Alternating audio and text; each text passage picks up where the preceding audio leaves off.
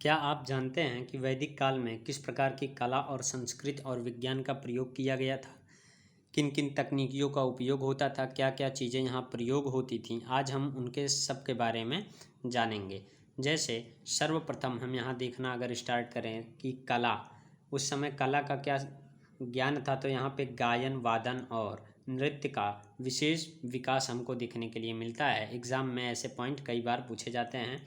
यहाँ पे सामवेद जो रहा है, सामवेद में संगीत के समों का वर्णन मिलता है। यहाँ से भी क्वेश्चन पूछते हैं कौन सा ऐसा वेद है जहाँ संगीत का वर्णन मिलता है। वीणा, वंशी, मृदुक और दुंदुभि आदि बाह्य यंत्र भी संचालित थे जिनका काम ध्वनि उत्पन्न करना था।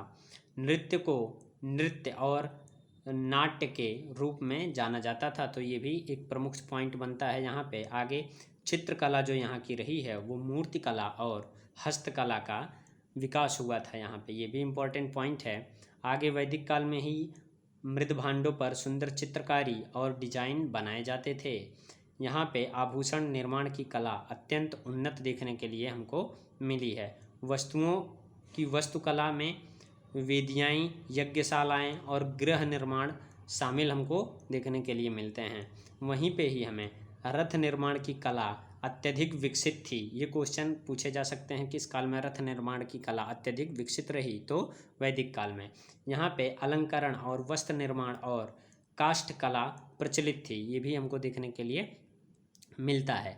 संस्कृति के बारे में अगर हम देखते हैं कि वैदिक काल में कल्चर क्या रहा है यहाँ इस सभ्यता का, तो यहाँ पे वेदों और उपनिषदों और ब्राह्मण ग्रंथों की रचनाएं हुई। इम्पॉर्टेंट क्वेश्चन यहाँ से बनता है। और यज्ञ के बारे में यहाँ पे यज्ञ, हवन और संस्कारों की परंपराएं महत्वपूर्ण थीं, इसको भी हमको देखने के लिए यहाँ पे मिलता है। और फिर यहाँ ही हमें आश्रम व्यवस्था, ब्रह्मचर्य, गृहस्थ, वानप्रस्थ, संन्यास प्रचलित थी। इसको मान सकते हैं ये व्यवस्था, आश्रम व्यवस्था किस सभ्यता में देखने के लिए मिली, तो वैदिक काल में ही हमको देखने के लिए मिलती है। आगे हम देखें यहाँ पे अतिथि सत्कार एवं अतिथि देवो भव की भावना देखने के लिए मिलती है। ऐसा क्वेश्चन बन सकता है कि अतिथि देवो भव किस काल से लिया गया या किस काल में सर्वप्रथम देखा गया, तो वो वैदिक काल में हम बता सकते हैं। आगे यहाँ पे परिवार की जो व्यवस्था रही वो संगठित और अनुशासित थी। यहाँ पे त्यौहार, वसंतोत्सव, वर्षा उत्सव आदि भी मनाए जाते थे। भाषा के रूप में संस्कृत का प्रयोग यहाँ पे होता था।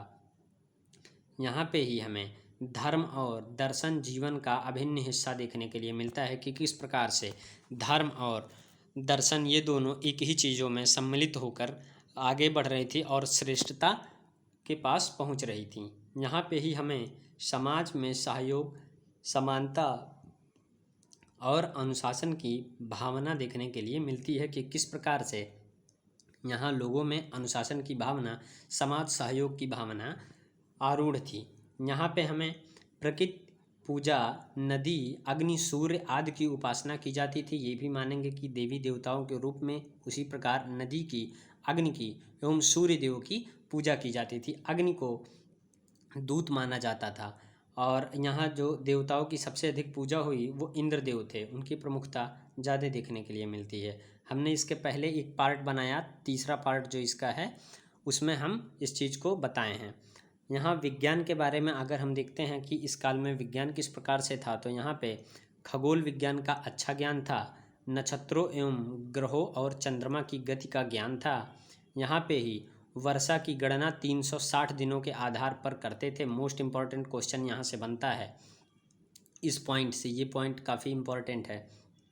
आगे यहाँ पे सूर्य, चंद्रमा और अग्नि के वैज्ञानिक महत्व को समझते हैं कि किस प्रकार से सूर्य, चंद्रमा, जैसे आज हम मान सकते हैं कि ज्वार भाटा जो की है, इससे और कुछ वैज्ञानिक महत्व और भी जोड़े गए उससे। यहाँ पे आयुर्वेद की प्रारंभिक रूपरेखा का भी विकास हमको देखने के लिए मिला। यहाँ औषधीय जड़ी बूटियाँ और उपचार विधियों का ज्ञान हमको देखने के लिए प्राप्त हुआ। यहीं से हमें गणित की प्रारंभिक जानकारी थी। गिनती, जोड़, घटाव, गुणा, ऐसा मान सकते हैं कि इस प्रकार की चीज़ों का यहाँ पे कुछ गणना प्रारंभ हो गया था। स्पष्टता नहीं कुछ कही जा सकती है, हो सके इस चीज़ को वहाँ पे किसी और नाम से बोला जाता हो। मापन की जो कुछ इकाइयाँ रही हैं, जैसे अंगुल, हस्त, पुरुष आदि प्रचलित यहाँ पे थी। इस प्रकार से अंगुल में नापा जाता था, हाथ में नापा जाता था। जैसे आज हम फीट में नापते हैं, सेंटीमीटर, इंच में मापते हैं। यहाँ पे धातु ज्ञान भी हमको देखने के लिए मिलता है, जहाँ तांबा, कांस्य, सोना, चांदी का उपयोग अधिक हमको देखने के लिए मिला है। यहाँ पे ही हमें जल प्रबंधन, कृषि तकनीक और पशु चिकित्सा का ज्ञान मिला।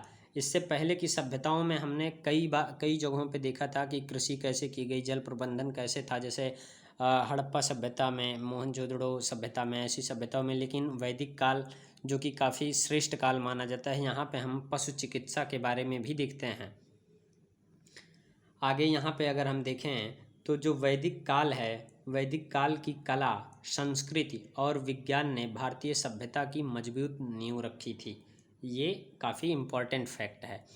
तो आज के लिए बस इतना ही।